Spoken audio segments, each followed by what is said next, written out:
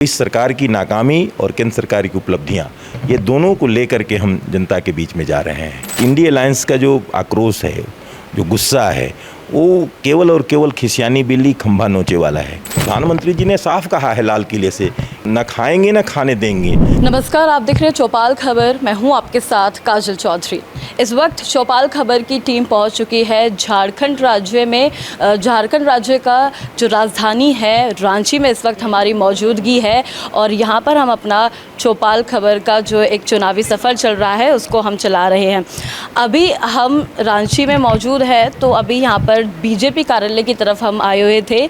यहाँ हमारे साथ बात करने के लिए जिस तरीके से पूरी स्ट्रैटेजी है इस बार, क्या बीजेपी किस मुद्दों पर आ रही है और जो नारा है 400 पार का वो कितना पूरा हो सकता है, या फिर जेएमएम जो पार्टी है वो आएगी या बीजेपी जो है टक्कर लग रहा है, क्या कांटे की टक्कर है, वो सब हम इनसे जानते हैं। हमारे साथ बात करने के लिए जो मीडिया प्रभारी मौजूद है शिवपूजन पाठक जी, चलिए इनसे जानते हैं और क्या कुछ रणनीति रहने वाली है इस बार बीजेपी से रिलेटेड, सब ये हमें बताने वाले हैं। नमस्कार सर, आपका बहुत बहुत धन्यवाद है हमारे चैनल पर। चलिए, आपको भी नमस्कार, बहुत बहुत। सर, सबसे पहले बात बीजेपी की करते हैं क्योंकि हम अभी आप उनके मीडिया प्रभारी हैं, तो क्या लगता है कि जो भाजपा है, भारतीय जनता पार्टी है, किन मुद्दों पर इस बार जो है चुनाव लड़ रही है? देखिए, हमारे पास एक तो पिछले 10 वर्षों का माननीय नरेंद्र मोदी जी के नेतृत्व में जो केंद्र में सरकार चली है और उसकी जो एक तरह से कह सकते हैं अपार सफलताएं हैं, वो सफलता का रिकॉर्ड है हमारे पास, उपलब्धियां हैं हमारे पास 10 वर्षों की। और दूसरी तरफ जो हम जिस राज्य में रहते हैं, यहाँ जो इंडिया अलायंस जो जिसको कि यहाँ कांग्रेस, झामुमो, राजद के लोग लीड कर रहे हैं, जिनके अलायंस के द्वारा यहाँ सरकार चल रही है, जिनके पूर्व मुख्यमंत्री जेल की सज़ा, जेल के सलाखों के पीछे हैं, अब एक मंत्री अभी जेल जा चुके हैं, तो ये उस सरकार की जो नाकामी है जिसने भ्रष्टाचार में इस राज्य को आकंठ डुबा दिया है, तो इस सरकार की नाकामी और केंद्र सरकार की उपलब्धियां, ये दोनों को लेकर के हम जनता के बीच में जा रहे हैं। सर, आपने हेमंत सोरेन की बात करी जो अभी जेल में है इस वक्त और उन पे भ्रष्टाचार का आरोप लगा है, तो सर आरोप लगा है या फिर इसमें, क्योंकि जो विपक्ष है जैसे इंडिया अलायंस है वो लगातार ये बोलता आ रहा है कि भाजपा जो है जबरन विपक्षी नेताओं को जेल में डाल रही है ताकि उनको ये एक कांटे की टक्कर इस बार ना महसूस हो, तो आपको लगता है कि वाकई जो है भाजपा इसमें कोई साजिश रच रही है? देखिए, इंडिया अलायंस का जो आक्रोश है, जो गुस्सा है, वो केवल और केवल खिसियानी बिल्ली खंभा नोचे वाला है, क्योंकि वो चारों तरफ से घिर चुके हैं।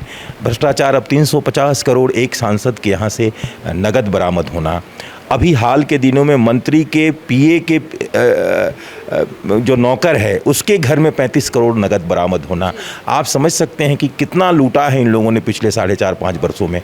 तो आप समझ सकते हैं कि इनकी क्या हालत बना के रख दी है। बालू की लूट, खनिज की लूट, लोहा की लूट, कोयला की लूट, ज़मीन की लूट, युवाओं की नौकरी की लूट, सब प्रकार की लूट ही लूट हुई है केवल।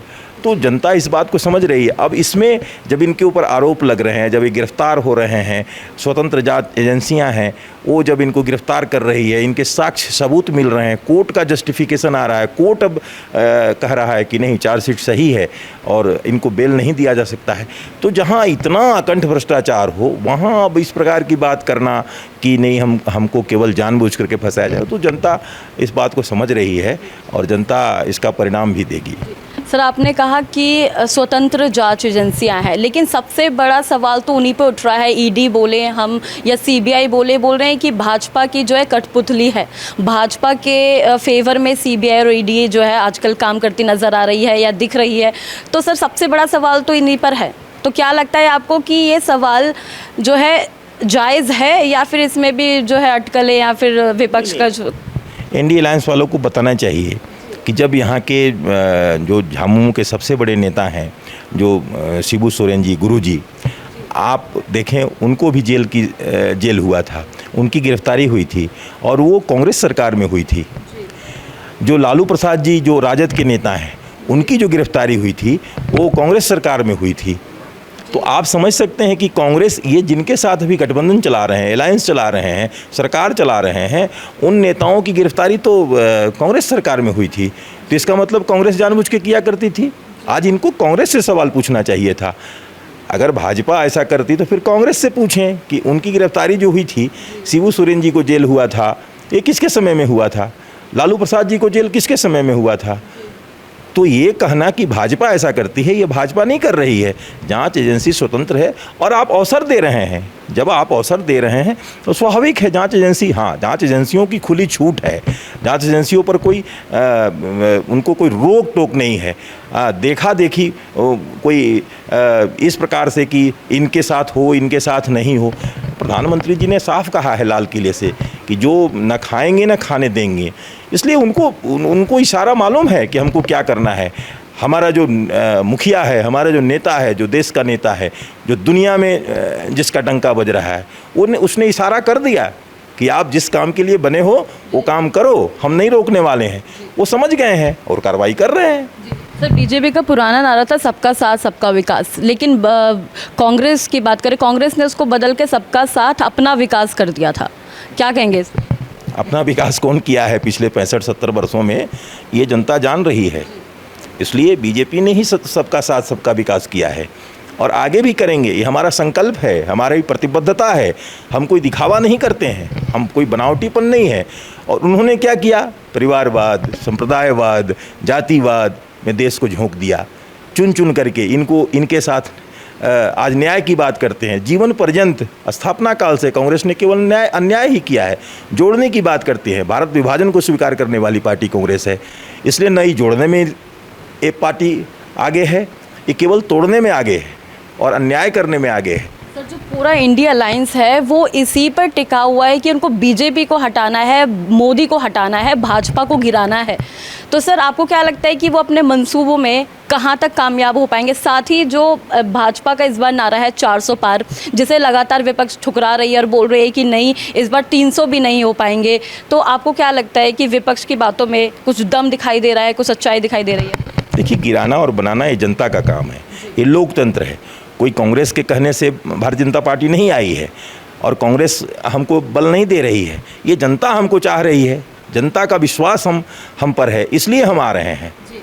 हम तो कभी 2 सांसद थे, 2 से हम 302 हुए हैं, अब इस बार 400 का हमने कहा। झारखंड राज्य में तो आपसे सवाल लेना चाहूँगी कि यहाँ पर मतलब जैसे केंद्र में तो 10 साल से बीजेपी है, यहाँ पर जो है जेएमएम है, फिर भी अगर भाजपा की हम बात करें, पर्टिकुलर भाजपा, तो क्या काम हुआ है भाजपा की तरफ से, या फिर आगे अगर भाजपा आती है तो कितना विकास की और संभावनाएं हैं? देखिए, सबसे पहले तो झारखंड का गठन ही भाजपा की देन है। श्रद्धेय अटल बिहारी वाजपेयी जी की सरकार थी जब, तो भाजपा ने जो संकल्प व्यक्त किया था कि जब हमारी सरकार बनेगी तो हम अलग राज्य का सपना साकार करेंगे। और इन लोगों ने तो, चाहे वो झामुमो हो, कांग्रेस हो, एक ने आंदोलन को बेचा और एक ने आंदोलन को खरीदा। ये बेचने और खरीदने वाली पार्टी है। लालू प्रसाद जी तो कहा करते थे मेरी लाश पर झारखंड बनेगा, तो झारखंड बन गया। तो ये तो बेचने खरीदने वाले, विरोध करने वाली पार्टी है।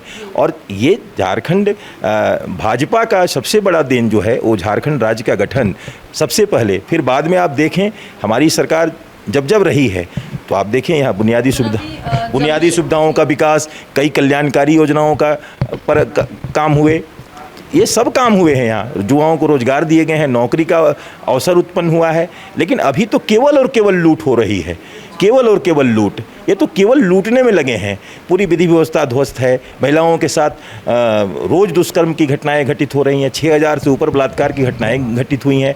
कोई भी नहीं बचा है। महिलाएं घर से बाहर निकलने में डरती हैं। ये सारे वातावरण है यहाँ की इस सरकार में।